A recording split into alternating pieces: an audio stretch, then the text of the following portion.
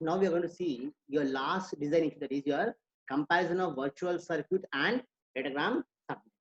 We have just now seen in the previous slides that your virtual circuit, nothing but for connection oriented service, we use your virtual circuit subnet. Whereas for a connection less service, we use your datagram subnet. Both virtual circuit and datagram subnets are having some pros and cons. So here we're going to see the different issues on which there are some differences between your datagram subnet and virtual circuit subnet. Now, if you take your first issue, that is your circuit setup. Now coming to circuit setup, for your virtual circuit subnet, we are supposed to first establish a circuit. Then only you are supposed to transfer data. Whereas for your datagram subnet, there is no circuit establishment. You can just transfer the data. So here, there may be some time-taking process for establishing the circuit. And then after that only we can transfer the data. Whereas here, there is no time-taking process. We can directly transfer data immediately. Then second issue is your addressing. Now coming to addressing part, in your datagram subnet, which is a connectionless, for each and every packet you are supposed to specify the complete address of source as well as your destination. Whereas coming to your virtual circuit subnet, you need not specify the complete address. You can just specify a simple virtual circuit number. So the memory usage of the routers as well as the space of the addressing in datagram subnet is more, because here you are supposed to specify the complete address as well as for the routers also complete information. Whereas here we just require a small number. That's why for addressing purpose, virtual circuit subnet is best than your datagram subnet. Then state information. Coming to state information, for datagram subnet, routers do not hold state information about connections. They never ever have the information that this packet should be transmitted through only this line. It can be transmitted through any router. So it is a stateless implementation.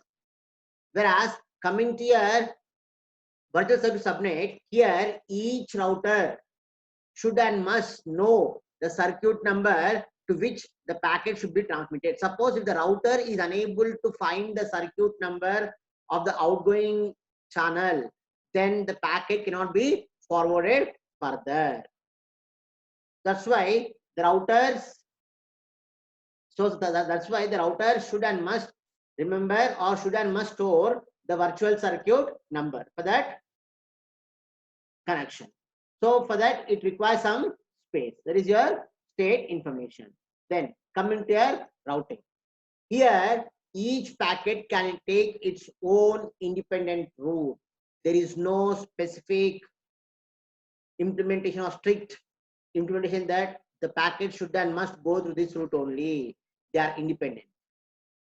The main aim is the data should be transferred from source to destination. Whereas coming to a virtual circuit subnet, it is not the way.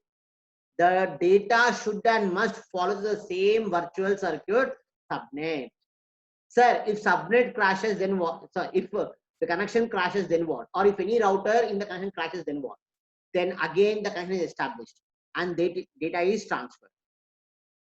So here the packets cannot take its own route and be transmitted. Here the packets should and follow the virtual circuit number strictly. So here a route is chosen in virtual circuit setup, and all the packets should and must follow this route only. Whereas here in routing for data subnet, it is independent. Then effect of router failures. This is the advantage of your data subnet. If the router A is failed, then packets can be redirected to another router B in your data subnet. But in your virtual circuit subnet, if a router fails, then all the connections that are being passed through the router are crashed. And once the router is up, then again we should restore the connection and then only transfer the data. So for your router failure, datagram subnets will work efficiently, whereas coming to a virtual circuit subnets, okay, the connections are terminated and again the connection should be re-established once the router is up. Or else the network administrator can re-establish a new connection through any other route. But the packets cannot take by itself. That means there is no self-learning process for a virtual circuit subnet when router fails. Whereas we have a self-learning purpose, or we have a self-learning process for your datagram subnet. Then quality of service. Quality of service is a difficult task for datagram subnet implementation, because the data will be going from one router to another router, and it may take some delay, and there may be some disturbance at the router, because of which the data quality can be decreased. So here we can't assure a full-fledged quality of service with your datagram subnet. There may be reliability factor, there may be decompression factor, and there may be many factors. Whereas coming to your virtual circuit subnet, here the quality of service will be very high, because at the time of excuse me, at the time of connection establishment itself, we are going to allocate all the required resources, such as your buffers, CPU cycles, and bandwidth, and many more. So we have at the setup phase only all the required resources for the circuit. So the quality of service will be very, very high in virtual circuit subnet than your datagram subnet. Then your last one is your congestion control. To implement congestion control is very difficult task in the datagram subnet, because the data can be transmitted through any router, and data is being transmitted through which router we can't guess, or we can't specify, or we can't track it. That's why the congestion control is very difficult in a datagram subnet.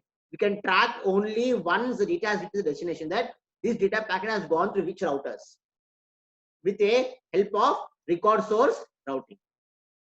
Whereas coming to a virtual circuit subnet, we can have a perfect congestion control, because we know the exact traffic or the exact route that is followed by the packet to reach from source to destination, because already we have established virtual circuit. So in that virtual circuit, if you have any problem of your congestion control, if you have any problem of your traffic problem, then we'll stop the data from being forwarded. And once the congestion is cleared, once the traffic is cleared, then we forward the package to that virtual circuit using the VC number. This is how we have comparison between your virtual circuit and datagram subnet. So these all issues are to be addressed while you are designing the software for the network layer. So totally we have 5 issues addressed, that is store and forward packet switching, services provided to the transport layer, implementation of connection-less service, implementation of connection-oriented service, and comparison of virtual circuit and datagram subnet. And this question can be either asked for your remarks, or can be asked as a essay question or a semi-essay question. Like they may ask you in 3 marks, list out the design issues of network layer, or they may ask you for essay type, explain in detail about the definition of network layer, or they will ask any 2 or 3 design issues specifically.